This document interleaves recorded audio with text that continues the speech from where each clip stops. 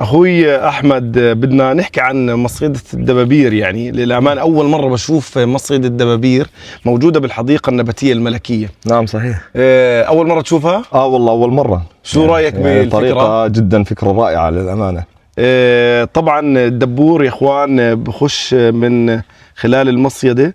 اذا دخل ما بيقدر يطلع، يعني مش حاطين لا ماده ولا حاطين سم ولا حاطين اي شيء. نعم صحيح. هو الدبور طيرانه بشكل افقي، يعني ما بيقدر لا يروح لا يمين ولا شمال ولا يلف حوالين نفسه. صحيح. اذا دخل المصيده شو بصير؟ خلص سلامتك وتعيش. يعني بتوفى مباشره، يعني بضله موجود داخل المصيده. بضله داخل المصيده وما بيقدر يغادر المصيده ابدا. يعني للامانه فكره رائعه. هاي الفكره جميله جدا جدا جدا، ومن الافكار اللي بتعلمنا كمان. يعني نعم صحيح. انكم تيجوا تزوروا الحديقه النباتيه الملكيه وتتعلموا بعض الافكار اللي تفيدكم لقدام. هاي طريقه قديمه شوي صح؟